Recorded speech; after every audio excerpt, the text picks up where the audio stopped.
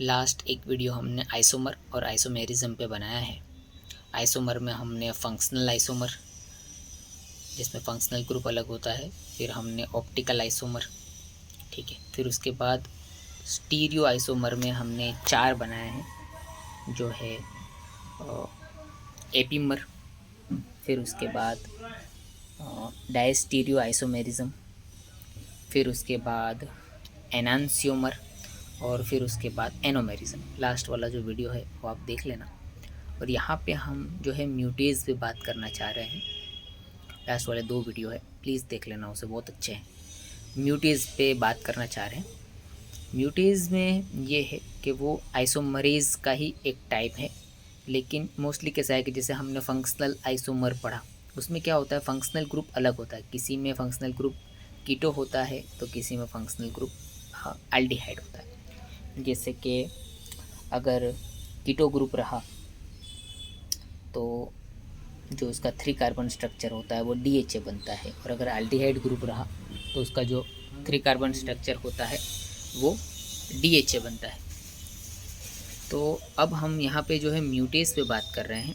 अब म्यूटेज क्या करेगा कि भाई फंक्शनल ग्रुप जो फॉस्फेट होता है ना, कोई भी मॉलिक्यूल के अंदर, मोस्टली उसका डेफिनेशन आप पढ़ोगे तो इंट्रामोलिक्यूलर ट्रांसफ़र पढ़ाता है, इंट्रामोलिक्यूलर ट्रांसफ़र करता है।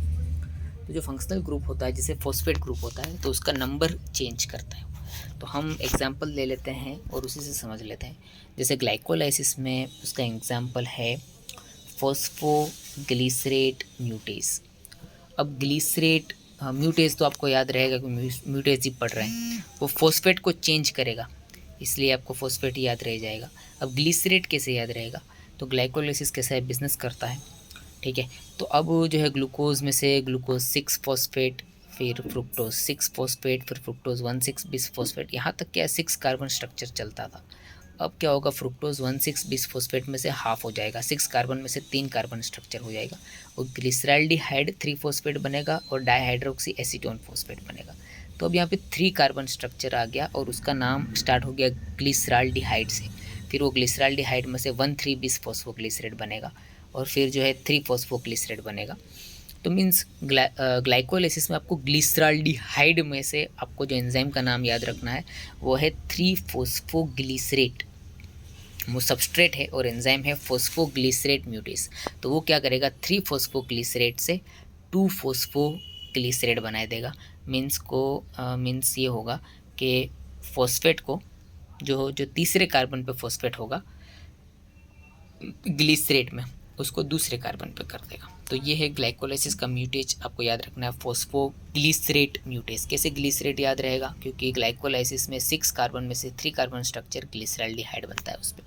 अब एक दूसरा म्यूटेज हम ले लेते हैं जो है ग्लाइकोजन के अंदर, और वो ग्लाइकोजन बनाने के अंदर है, ठीक है, ग्लाइकोजेनेसिस के अंदर है, और उसका नाम है फॉस्फोग्लूकोम्यूटेज। वहाँ पे क्या था, फॉस्फोग्लिसरोम्यूटेज था। अब यहाँ पे फॉस्फोग्लूकोम्यूटेज है। फॉस्फो वहाँ पर भी था, फॉस्फो यहाँ पर भी है, म्यूटेज वहाँ पर भी था, म्यूटेज यहाँ पर भी है। वहाँ पे क्या था, 3 कार्बन स्ट्रक्चर ग्लाइकोलाइसिस का हाफ हो गया था, वहाँ पे हम ग्लिसरैल्डिहाइड पे पहुँच गए थे। यहाँ पे ग्लूकोज में से हम ग्लाइकोजन बना रहे हैं और ग्लूकोज पे एक काम हो रहा है, इसलिए यहाँ हमारा नाम है फॉस्फोग्लूकोम्यूटेज। और वो क्या करेगा, ग्लूकोज 6 फॉस्फेट में से ग्लूकोज 1 फॉस्फेट बनाएगा।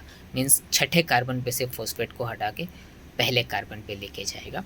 तो ये एंजाइम है फॉस्फोग्लूकोम्यूटेज। समराइज़ कर लेते हैं, ग्लाइकोलाइसिस का जो एंजाइम है वो फॉस्फोग्लिसरेट म्यूटेज है। वो क्या करता है, तीसरे कार्बन में से फॉस्फेट को हटा के दूसरे कार्बन को करता है। मीन्स 3 फॉस्फोग्लिसरेट में से 2 फॉस्फोग्लिसरेट। और फॉस्फोग्लूकोम्यूटेज, ग्लूको आप ग्लाइकोजन बनाने वाले एंजाइम में से याद रखिए, वो ग्लूकोज 6 फॉस्फेट में से ग्लूकोज 1 फॉस्फेट बनाता है। Thank you.